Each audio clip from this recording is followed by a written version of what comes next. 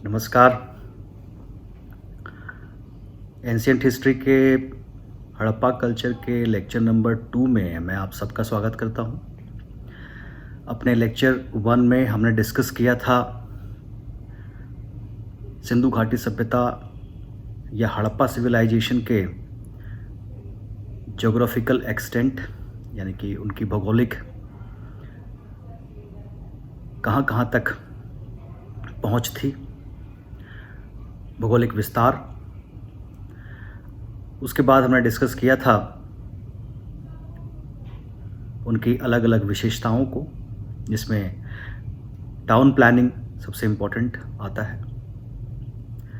Today we are going to discuss the second most important part Indus Valley Civilization, and that is the religious belief and also art and craft.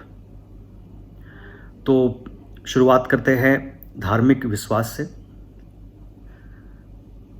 जैसा कि मैंने आप लोगों को बताया था कि उनके रिटन स्क्रिप्ट हम अभी तक डिसिफर नहीं कर पाए हैं, उसे अभी तक पढ़ नहीं पाए हैं।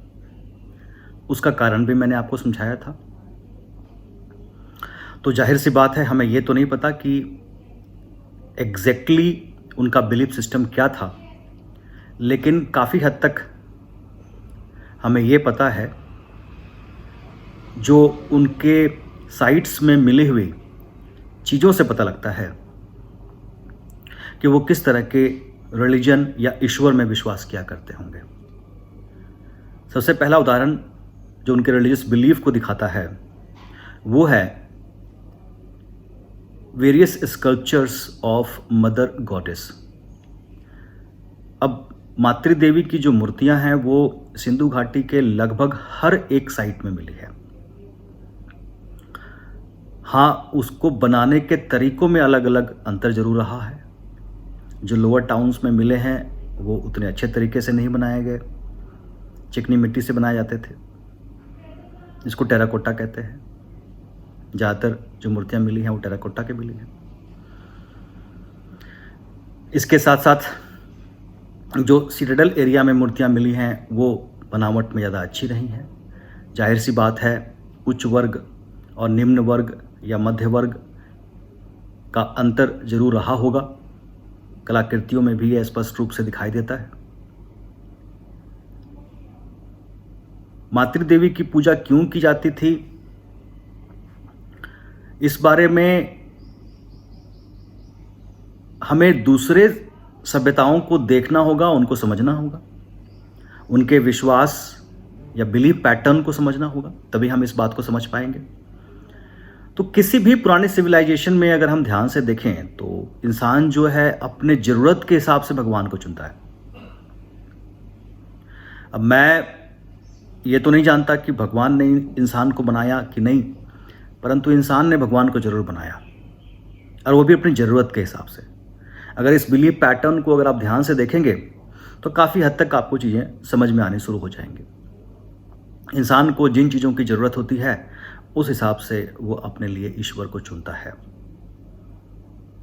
मैं हिस्टोरिकल कंटेक्स्ट में बात कर रहा हूँ, रिलीजियस बिलीफ के कंटेक्स्ट में नहीं, क्योंकि हिस्ट्री में जो हमें देखने को मिलता है, जो पैटर्न, अगर शुरुआत में देखें तो हर एक शुरुआती सिविलाइजेशन में मदर गॉडेस को बड़ी इंपॉर्टेंस दी गई, मदर नेचर को बड़ी इंपॉर्टेंस दी गई, क्योंकि जनसंख्या की ज़रूरत थी, खान पान के लिए संसाधनों की ज़रूरत थी। तो मदर नेचर, मदर गॉडेस को बड़ी इंपॉर्टेंस दी गई, क्योंकि जितनी ज़्यादा जनसंख्या होगी उतनी ज़्यादा लोग होंगे और उतनी ज़्यादा उत्पादन भी होगा और सुरक्षा भी इंश्योर होगा। उसके बाद के काल में हम देखते हैं कि युद्ध बढ़ते चले गए, आपस में संघर्ष बढ़ता चला गया, ज़्यादा से ज़्यादा क्षेत्र पर अधिकार के लिए संघर्ष शुरू हो गया, तो वार लॉर्ड्स आ गए। ऐसे देवता आए जो युद्ध में योद्धाओं को साहस देते थे, उन्हें बल देते थे। हम आगे जब ऋग्वेद पढ़ेंगे तो उसमें हम देखेंगे कि किस प्रकार से आर्यों ने अपने हर युद्ध को इंद्र के युद्ध के रूप में दिखाया। तो इस तरीके से नेक्स्ट फेज में वार लॉर्ड्स यानी कि युद्ध के देवताओं की पूजा अर्चना हुई। उसके बाद जब मनुष्य के पास संसाधन बहुतायत रूप में आ गए, चीज़ें जब उसके पास आ गई, तो उसका ध्यान आध्यात्म की तरफ गया। कुछ जाहिर से सवाल उसके दिमाग में आने शुरू हो गए, मैं कौन हूँ, मेरा अस्तित्व क्या है। वो आध्यात्म की तरफ, दर्शन की तरफ चला गया। तो वार लॉर्ड से हटकर देवता भी बदलने शुरू हो गए। देवता ईश्वर में तब्दील हो गए। ईश्वर आध्यात्म से संबंध रखता है, देवता फिजिकल वर्ल्ड से संबंध रखते हैं। देवता फिजिकल चीज़ों के लिए उनका आह्वान किया जाता है, कुछ मांगा जाता है। ईश्वर की आराधना मुक्ति के लिए, मोक्ष के लिए की जाती है। तो इस तरीके से पैटर्न बदलता रहता है। उसके बाद अंत में आप देखेंगे जैसे जैसे भौगोलिक भौतिक चीज़ों की तरफ इंसान भागता है तो भौतिकवादी उसकी विचारधारा आती है, तो वो उन देवताओं की पूजा करता है जहाँ से उन्हें अर्थ लाभ हो। तो इस तरीके से इंसान जो है अलग अलग पैटर्न में, अलग अलग तरीकों से अपने लिए देवता को चुनता रहा है, उसकी आराधना करता रहा है। और उसके बाद अंत में शायद किसी समय ऐसा भी आएगा जब धर्म की जरूरत ही नहीं पड़ेगी। तो यहां पर सिंधु घाटी की सभ्यता, इससे कोई अपवाद नहीं थी। यहां पे दो चीजें प्रमुख हैं। पहला कि वहां पर मातृदेवी की पूजा की जाती थी, और दूसरी प्रकृति के विभिन्न शक्तियों की पूजा। ये नेचर वर्शिप का कंसेप्ट यहां पे भी आप स्पष्ट रूप से दिखाई देंगे। तो मातृदेवी जिनकी मूर्तियां हमें मिली, नेचर मतलब नेचर के अलग अलग रूप, जैसे पेड़, बरगद का पेड़, पेड़ पौधे, जानवर, इन सभी चीजों की वहां पूजा की जाती थी। बाइशन, जंगली, जो बेसिकली इसको बैल का बड़ा रूप कहते हैं, जो अपनी शक्ति के लिए पूजा जाता है। तो इस तरीके से जंगली जानवर, पेड़ पौधे और मदर गॉडेस को मेन तवज्जो दी जाती थी। मुख्य रूप से उनको शक्ति का आधार मान के, नव जीवन का आधार मान के उनकी पूजा की जाती थी। इसके प्रमाण हमें उनके सील्स यानी कि मुहरों से मिली हैं। यहां मैं ये भी स्पष्ट कर दूं कि ये मुद्राएं नहीं हैं, ये कॉइन्स नहीं हैं, ये अपने चीजों को पहचान देने के लिए, जिस तरह हम आज स्टैंप का इस्तेमाल करते हैं, उसी तरीके से इन मुहरों का इस्तेमाल किया जाता था। ज्यादातर मुहरों में जानवरों की मूर्तियां हुआ करती थी, आकृतियां बनी करती थी, कार्व करके उसमें आकृति बनाई जाती थी। बड़ी खूबसूरत आकृति है। ये भी सिंधु घाटी सभ्यता की कला और संस्कृति और कला के प्रति उनके रुचि को दिखाती है। तो बेसिकली टेराकोटा या चिकनी मिट्टी के ऊपर बेसिकली उसमें कार्विंग करके जानवरों की आकृतियां बनाई जाती थी। जब उस आकृति को किसी चिकनी मिट्टी के ढेर में अगर उसको दबाया जाता था तो उसमें वो आकृति छप जाती थी। उसके ऊपर जो पिक्टोग्राफिक वर्ड्स लिखे होते थे, शब्द लिखे होते थे, वो भी छप जाते थे। तो इस तरीके से वो चीज के ऊपर स्टैम्प के रूप में एक पहचान स्थापित करने के लिए इन मोहरों का इस्तेमाल किया जाता था।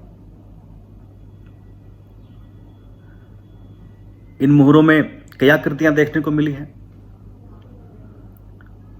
जैसे कि सबसे जो महत्वपूर्ण और सबसे ज्यादा संख्या में जो मिली मुहर है वो है यूनिकॉर्न की मुहर। यूनिकॉर्न मतलब एक माइथोलॉजिकल कैरेक्टर जो इंडिया में नहीं, विदेश में, मेसोपोटामिया में बहुत ऑस्पिशियस माना जाता है। ये वो है जिसके घोड़े के सर पे एक सींग बनी होती है, जो माइथोलॉजी में आपने शायद देखा हो। यूनिकॉर्न,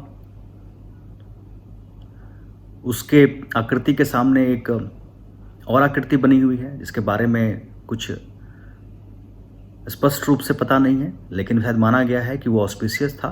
तो उसकी इस बात को स्पष्ट करने के लिए, उसकी महत्ता को दिखाने के लिए उसके सामने एक और आकृति बनाई गई थी।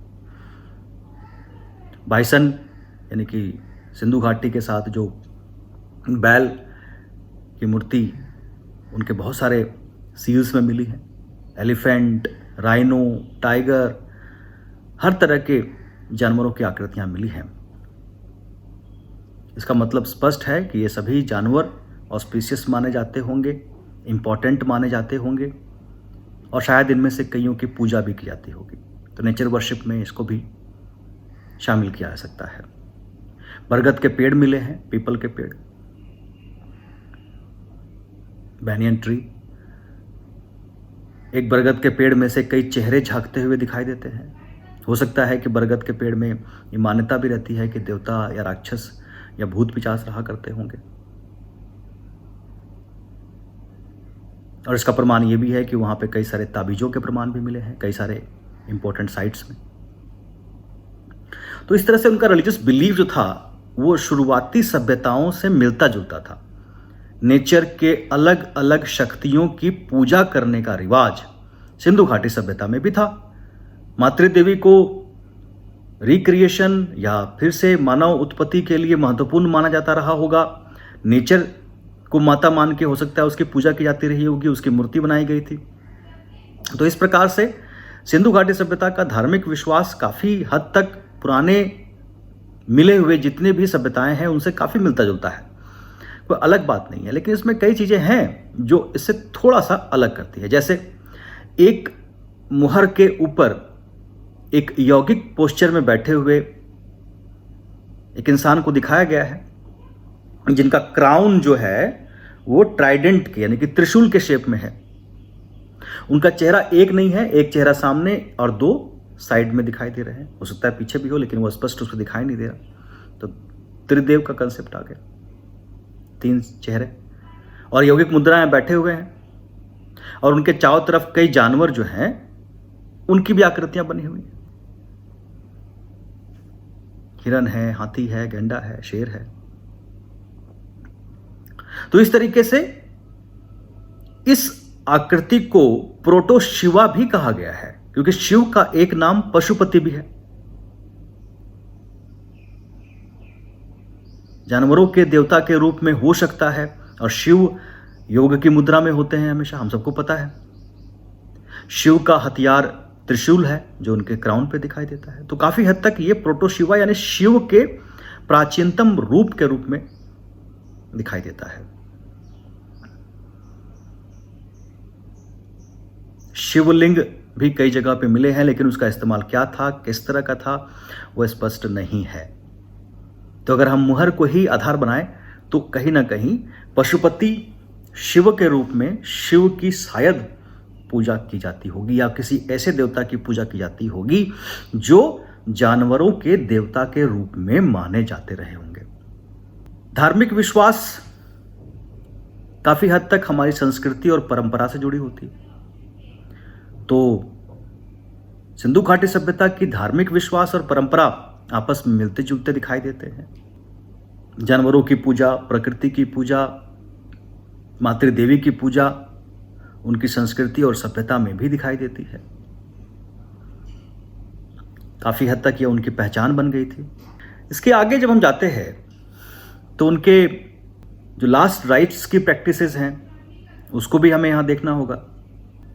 R37 और H साइट्स जो मिली हैं जिसमें अलग अलग तरह के ब्यूरियल प्रैक्टिसेस यानी कि दफनाने के तरीकों को दिखाया गया है। पॉट ब्यूरियल भी है जिसमें पहले दाह संस्कार करके बचे हुए अवशेष को दफना दिया जाता था। R37 जो साइट्स है वो शायद उच्च वर्ग के लिए बनाया गया साइट्स। कई स्थानों पे जैसे रोपड़ का उदाहरण ले लूं तो इंसान के साथ उसके कुत्ते को भी दफना दिया जाता था। मतलब हो सकता है कि सिंधु घाटी के लोग लाइफ आफ्टर डेथ यानी कि मृत्यु के बाद के जीवन को भी शायद मानते रहे होंगे, जो उनके ब्यूरियल प्रैक्टिसेस में दिखाई देता है। उनके ईश्वर में उनके विश्वास को दिखाता है। शायद वो ईश्वर की पूजा करते हों, प्रकृति की पूजा करते हों ताकि उनका अगला जीवन और अच्छा हो, या मरने के बाद जो जीवन उनको मिल रहा है उसमें उन्हें किसी चीज़ की दिक्कत ना हो। R37 जैसे मैंने आपसे कहा कि उच्च वर्ग के लिए शायद रखा गया हो, क्योंकि वहाँ पे जो भी लोगों को दफनाया गया उन कब्रों में उनकी ज़रूरत के सामान भी रखे गए। आईने रखे गए, शीशे रखे गए, कंघी तक रखी गई, ज्वेलरी रखी गई, शायद खाने पीने का सामान भी रखा हो, लेकिन वो तो अब अवशेष उसके नहीं मिले। तो कहने का मतलब ये है कि सिंधु घाटी के लोग अपने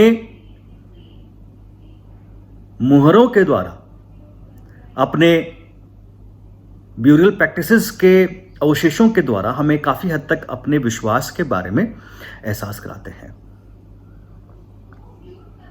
साधारण ब्यूरियल प्रैक्टिसेस भी थे, जिसमें लोगों को आम तरीके से दफना दिया जाता था। कई जगहों पे कपल्स को भी इकट्ठा दफनाने का प्रमाण मिला है, यानी कि पुरुष और महिला एक ही जगह पे दफनाए गए हैं। तो इस तरीके से सिंधु घाटी सभ्यता के धार्मिक विश्वास को अगर हम देखें तो उसमें हमें नेचर वर्शिप, यानी कि प्रकृति की अलग अलग शक्तियों की पूजा के प्रमाण हमें वहां मिलते हैं। अगला जो टॉपिक है वो है उनका आर्ट एंड क्राफ्ट। चूंकि हमने धर्म को समझ लिया, उनके विश्वास को समझ लिया, तो आर्ट एंड क्राफ्ट को समझने में भी आसानी होगी। आर्ट एंड क्राफ्ट में जो सबसे महत्वपूर्ण है वो है उनकी मुहरें, और मुहरों में बनाई गई अलग अलग आकृतियां, जिससे शरीर विज्ञान के बारे में उनकी जानकारी का बहुत ही स्पष्ट प्रमाण मिलता है। शारीरिक विज्ञान यानी एनाटॉमिकल नॉलेज, एनाटॉमी हमारे शरीर की रचना का विज्ञान है, उनको इसके बारे में विस्तृत जानकारी रही होगी, तभी वो इतने खूबसूरत आकृतियों को बनाने में सफल रहे हों, चाहे वो मनुष्य के हों, चाहे वो जानवरों के हों। सबसे बेहतरीन जो प्रमाण मिला है वो डांसिंग गर्ल के स्टेचू को देख करके प्रतीत होता है, पता लगता है। अब इसको आप मेटल, स्टोन, टेराकोटा 3 कैटेगरी में बांट सकते हैं। मेटल की जो मूर्ति मिली है, जो ब्रॉन्ज, चूंकि ब्रॉन्ज एज चल रहा था, कॉपर, ब्रॉन्ज, इन चीज़ों का इस्तेमाल ज़्यादा होता था, तो ब्रॉन्ज की डांसिंग गर्ल का जो स्टेचू है, जो मोहनजोदाड़ो से मिला है, वो बेहतरीन नमूना है उनके स्कल्पचरल नॉलेज का, उनके मूर्ति कला का। बहुत ही खूबसूरत तरीके से इसे बनाया गया है। हालांकि उस डांसिंग गर्ल ने कोई कपड़े नहीं पहने, वो न्यूड है। उसने बाल बड़े खूबसूरत तरीके से बनाए हुए हैं, ज्वेलरी वेयर की हुई है, एक हाथ बिल्कुल सीधी है, एक हाथ कमर पे रखी हुई है, जैसे कि डांस शुरू करने का पोस्चर होता है। सर हल्का सा पीछे की तरफ टिल्ट है, जो नॉर्मली डांसर्स किया करते हैं। जो हाथ सीधी है, बाईं हाथ, उसमें नीचे से लेकर ऊपर तक उस तरह की चूड़ियां पहनी हुई है जो आज भी राजस्थान में औरतें पहना करती हैं। तो इस तरीके से उस स्टेचू को देखकर यह पता लगता है कि कितने खूबसूरत तरीके से सिंधु घाटी सभ्यता के लोगों ने मेटल का इस्तेमाल भी अपनी कलाकृति को दिखाने के लिए किया। इसके बाद स्टोन स्कल्पचर में आते हैं। तो स्टोन स्कल्पचर में सबसे पहला जो खूबसूरत प्रमाण मिलता है वो मेल टोर्सो का मिलता है। एक नर धड़ रेड सैंड स्टोन में बना हुआ है, ये स्पॉटेड व्हाइट स्पॉट उसमें है। और खास बात यह है कि उसके गर्दन और दोनों बाजुओं में सॉकेट होल्स हैं। सॉकेट होल्स का मतलब हुआ कि शायद बचपन में आपने भी खिलौने से खेला होगा जिसका सर हिलता हो, घूमता हो, और बाजुएं हिलती हो आगे पीछे। तो वो तभी संभव है जब सॉकेट होल्स यहाँ बने हो, ताकि सॉकेट उसमें लग जाए और वो मूवमेंट कर पाए। आज से 5000 साल पहले अपनी कल्पना में भी हम इस तरह की चीज़ों को सोच नहीं सकते। दूसरा जो सबसे खूबसूरत स्कल्पचर है, जो एक प्रीस्ट का स्कल्पचर है, जो हड़प्पा में मिला है, आधी बंद की हुई एक प्रीस्ट की ऊपरी हिस्से, सर और धड़ का ऊपरी हिस्सा का स्टेचू, जिसने एक शॉल या चादर ओढ़ी हुई है। वो चादर जो है वो दाएं हाथ के नीचे से आते हुए बाएं हाथ के कंधे पर ऊपर गई है। सर में एक पट्टा बंधा हुआ है, दाढ़ी है, ट्रिम्ड है अच्छे तरीके से, मूंछ नहीं है। बड़ा ही खूबसूरत स्कल्पचर।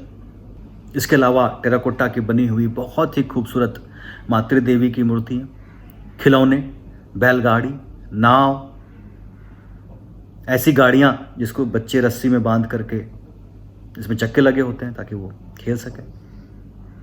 जानवरों की आकृतियाँ, नीचे चक्के लगे हुए ताकि बच्चे उसे खींच सके, रस्सी बांध के खेल सके, जो ज़्यादातर हम जब बचपन में खेलते रहे होंगे। इसके अलावा विशल आपने देखा होगा, विशल, इस तरह के खिलौने, मिट्टी के विशल, चिकनी मिट्टी के। शायद घिरनी या लट्टू आपने बचपन में खेला हो, वो भी सिंधु घाटी की देन है। गांव में खेला जाने वाला शतरंज की तरह का खेल जो कंकड़ वगैरह से, पत्थरों से खेला जाता है, वो भी सिंधु घाटी सभ्यता की देन है। तो कहने का मतलब है कि सिंधु घाटी सभ्यता की जो कलाकृतियां हैं वो अपने आप में बेमिसाल हैं। उनके जो मोहरे हैं, जो उनके सील्स हैं, जो उनके स्कल्पचर्स मिले, जो उनके खिलौने मिले, जो मातृ देवी की मूर्तियां मिली, अपने आप में बेमिसाल है। मेटलर्जी की नॉलेज का हम डिस्कस कर चुके हैं। उनके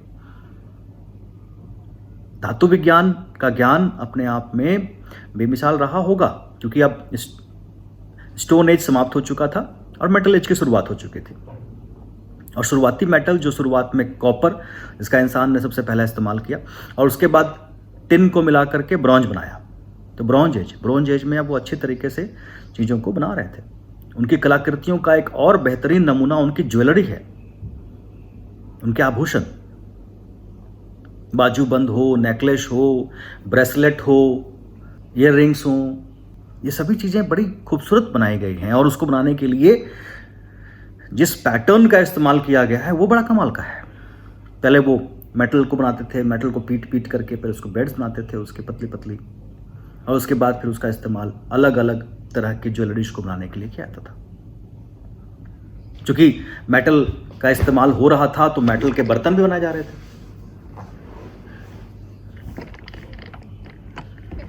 कॉपर के और ब्रॉन्ज के बड़े खूबसूरत बर्तन, वास हमें मिले,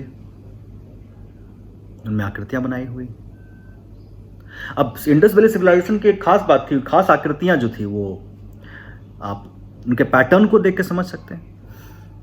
ज्योमेट्रिकल पैटर्न, फिश, इंसान, इसको बनाया जाता था। उनकी पॉटरीज बनाने के लिए, यानी कि मिट्टी के बर्तन को बनाने के लिए पॉटर्स व्हील यानी कि चाक का इस्तेमाल किया जाता था। इसलिए उनके जो पॉटरीज थे, वो जो मिट्टी के बर्तन थे, बड़े खूबसूरत डिजाइन के हुआ करते थे, पतले हुआ करते थे। उनको फिर आग में पकाया जाता था, जिस तरीके से वो अपने ब्रिक्स को पकाया करते थे। पक्की ईंटों का इस्तेमाल घर बनाने के लिए, नाली बनाने के लिए किया करते थे, उसी तरीके से पॉटरी को पकाया करते थे। उसको पकाने के बाद उसे लाल रंग से रंगा जाता था। लाल रंग से रंगने के बाद काले रंग से आकृतियां बनाई जाती थी, और ये पैटर्न हर एक जगह एग्जैक्टली उसी तरीके से फॉलो किया जाता था। तो उनके चाहे यूटेंसिल्स हो, यानी कि धातु के बर्तन हो, उनके मिट्टी के बर्तन हो, उनकी ज्वेलरी हो, उनके स्कल्पचर हो, इन सभी चीजों में, चाहे उनके सील्स हो, इन सभी चीजों में उनकी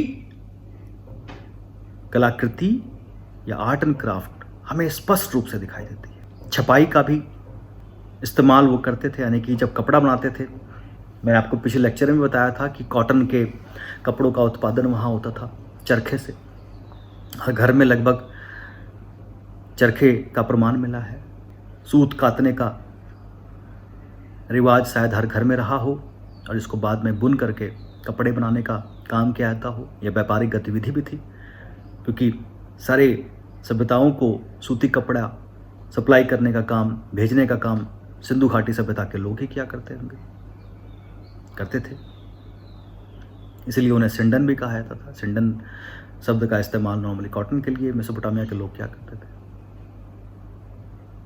तो इस तरीके से सिंधु घाटी सभ्यता की जो आर्ट एंड क्राफ्ट है और जो उनकी मेटलर्जी है वो बेमिसाल रही थी, और उसका प्रमाण हमें उन अवशेषों से मिलता है जो उनके अलग अलग साइट्स में से हमें मिली हैं।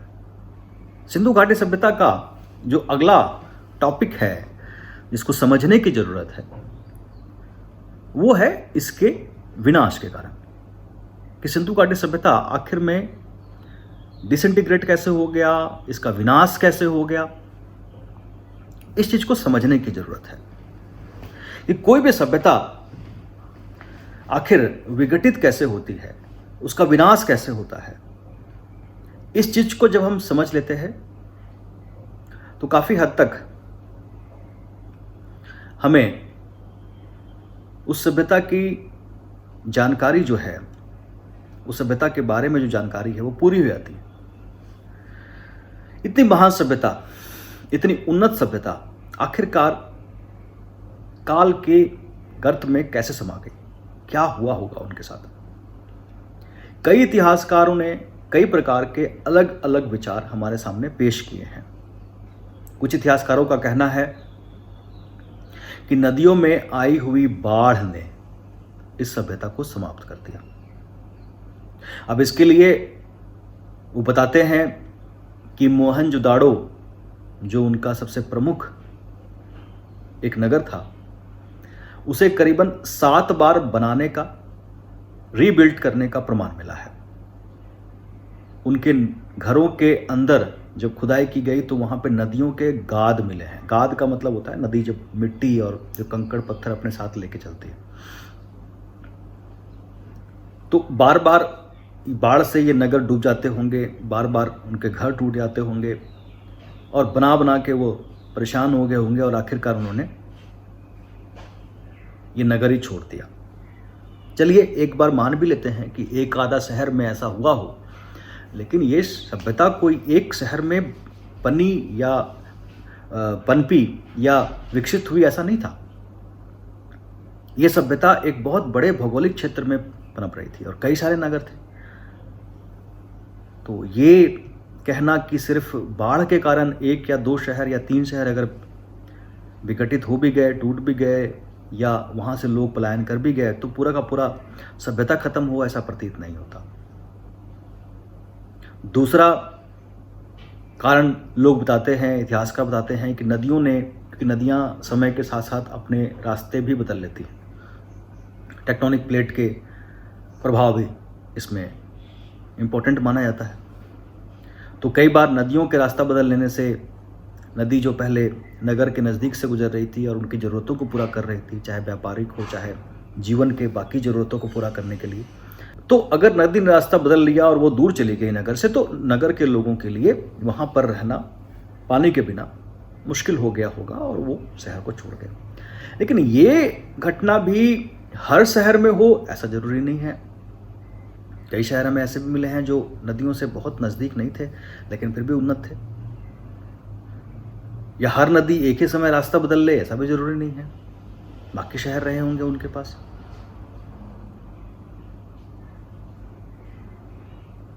कई इतिहासकार कहते हैं कि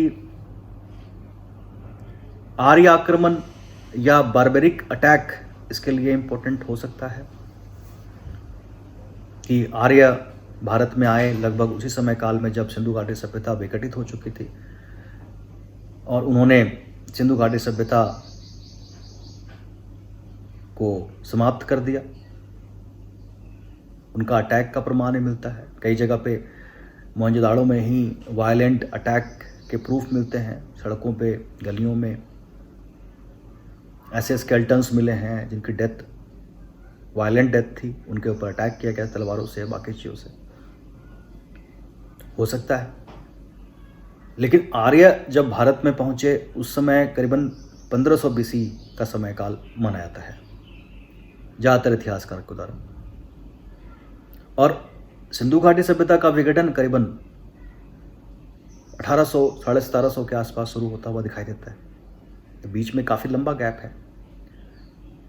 अब ऋग्वेद में भी पुरंदर इंद्र को कहा गया और कहा गया कि इस नगर को जीतने में हमारी मदद कीजिए। पुरंदर मतलब पुल किले को तोड़ने वाला। आर्य अनार्य के बीच संघर्ष का वर्णन आता है। आर्य ऐसे पणियों की बात करते हैं जो जानवर रखा करते थे, जो व्यापार किया करते थे। शायद यही पणी बाद में बनी बना और बणी बणिया बना, यानी कि व्यापारिक वर्ग को पणी कहा गया, और इस तरह के व्यापारी वर्ग सिंधु घाटी सभ्यता में ही थे। ये सभी बातें इस ओर इशारा करती हैं कि आर्य इन सिंधु घाटी सभ्यता के लोगों के साथ उन्होंने संघर्ष किया होगा, लेकिन संघर्ष तब हुआ होगा जब ये सभ्यता ऑलरेडी डिक्लाइन कर चुकी थी, डिसइंटीग्रेट हो चुकी थी, और कुछ लोग उसको बचाने की कोशिश कर रहे थे, यानी कि वो लेटर फेज में थी। तो ऐसा क्या हुआ कि इतनी उन्नत सभ्यता एकदम से समाप्त हो गई?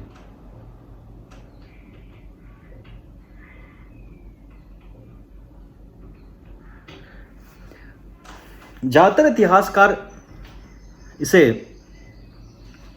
दूसरे तरीके से देखने का प्रयास करते हैं।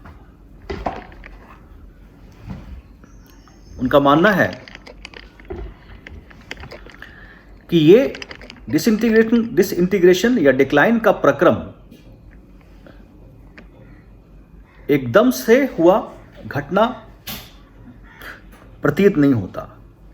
ऐसा नहीं लगता कि एकदम से कुछ हुआ और यह सभ्यता पूरी तरीके से विघटित हो गई, समाप्त हो गई, खत्म हो गई। ये एक लॉन्ग प्रोसेस था जो धीरे धीरे चला, जिसमें कई कारण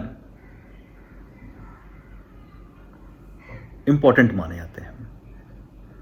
सबसे पहली बात तो यह है कि सिंधु घाटी सभ्यता के नगर का आर्थिक आधार, यानी कि जो उनकी इकोनॉमिक जो बेस था, वो डिपेंड कर रहा था उनके ट्रेड एंड कॉमर्स पे,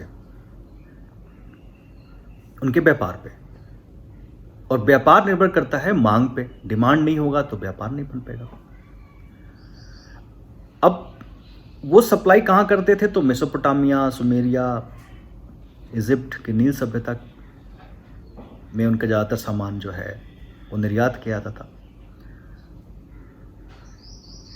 तो ऐसा हुआ होगा कि इन सभ्यताओं के विघटन के बाद जब उनकी नगरीय पहचान धीरे धीरे समाप्त हो रही थी, उनकी मांग भी कम होनी शुरू हो गई होगी, और जिसका डायरेक्ट इम्पैक्ट सिंधु घाटी के व्यापारियों के ऊपर पड़ा। जो दूसरा इसमें एस्पेक्ट है वो ये है कि एक तरफ व्यापार में कमी आ रही होगी, दूसरी तरफ चूंकि इनका व्यापार पहले अच्छा फल फूल रहा था तो जनसंख्या भी बढ़ रही होगी। ऑब्वियस सी बात है, कई जगहों के व्यापारी इन शहरों में आकर के बसने लगे होंगे, जनसंख्या का भार इनके ऊपर पड़ना शुरू हो गया होगा। जनसंख्या के भार ने ज़्यादा कृषि उत्पादन और लकड़ी की मांग को भी बढ़ाया होगा। कृषि उत्पादन और लकड़ी की मांग को पूरा करने के लिए जंगलों की कटाई की गई होगी, खेतों को और बढ़ाने की कोशिश की गई होगी, जिससे इकोलॉजिकल इम्बैलेंस यानी कि पर्यावरणीय अस्थिरता पैदा हुई, और असमय वर्षा या ज़रूरत के समय वर्षा के ना होने के कारण धीरे धीरे कृषि के उत्पादन में भी गिराव हुआ होगा। ये जगह आज भी नखलिस्तान के रूप में देखे आते हैं, जहाँ बारिश वैसे ही कम होती। जैसे जैसे यहाँ पर्यावरणीय असंतुलन पैदा हुआ, इकोलॉजिकल इम्बैलेंस पैदा हुआ, वैसे वैसे लोगों को खाने पीने की चीज़ों की समस्या भी आई होंगी। एक तरफ से व्यापार कम हो रहा, एक तरफ से खाने पीने की चीज़ों की समस्या साल दर साल आदमी शुरू हुई होगी, और धीरे धीरे यहाँ से लोगों का पलायन दूसरे जगहों पर होना शुरू हो गया होगा, जिसके प्रमाण हमें later Harappa, early Harappa, mature Harappa और लेटर हड़प्पा के अलग अलग साइट्स को देख करके पता चलता है, जिसका बहुत ही खूबसूरत उदाहरण रोपड़ भी है, रूपनगर, जहाँ बनाए गए सिंधु घाटी के नगर लेटर हड़प्पा यानी कि उत्तर हड़प्पा की ओर इशारा करते हैं। कोशिश की गई फिर से नगरों को बसाने की, लेकिन आर्थिक स्थिति इतनी मजबूत नहीं थी, व्यापार फिर से अपनी मांग को नहीं बढ़ा पाया, इसीलिए ये नगर फिर से उस ऊंचाई तक नहीं पहुंच पाए और धीरे धीरे सिंधु घाटी सभ्यता के लोग आम लोगों के साथ इतना घुलते मिलते गए कि बाद में ये कहना मुश्किल हो गया कि कौन से लोग सिंधु घाटी सभ्यता के हैं और बाकी कौन से लोग अन्य सभ्यताओं से संबंध रखते हैं। यानी कि सभी कृषक समाज में ही धीरे धीरे तब्दील होते चले गए। व्यापार नहीं था, खेती बाड़ी ही एक ऑप्शन बचा और खेती बाड़ी करने के अलावा उनके पास कोई ऑप्शन नहीं बचा। तो इस तरीके से सिंधु घाटी सभ्यता धीरे धीरे विघटित होती चली गई, डिसइंटीग्रेटेड होती चली गई, माइग्रेशन होना शुरू हो गया और इस सभ्यता ने अपनी पहचान और अपने शहर पूरी तरीके से खो दिए। इसके बाद आपको एनसीईआरटी भी पढ़नी होगी, क्योंकि मैं फैक्ट्स बहुत ज़्यादा यहाँ पे नहीं सबमिट करता, नहीं देता, क्योंकि उससे शायद आपको याद रखने में मुश्किल हो, परेशानियाँ आए। स्टोरी में थोड़ा फैक्ट कम ही होना चाहिए, एनालिसिस ज़्यादा होनी चाहिए और थोड़े से नोट्स भी आपको पढ़ने होंगे ताकि आप पूरी तरीके से इन बातों को समझ सकें, जान सकें। अपने अगले लेक्चर में मैं वैदिक सभ्यता को डिस्कस करूंगा। आप सभी से गुजारिश है कि आप लॉकडाउन का पूरी तरीके से पालन करिए और जितना ज़्यादा हो सके अपना ध्यान अपनी पढ़ाई और अपनी तैयारी पे लगाइए। मैं मिलता हूँ फिर से आपसे अपने अगले लेक्चर में। नमस्कार।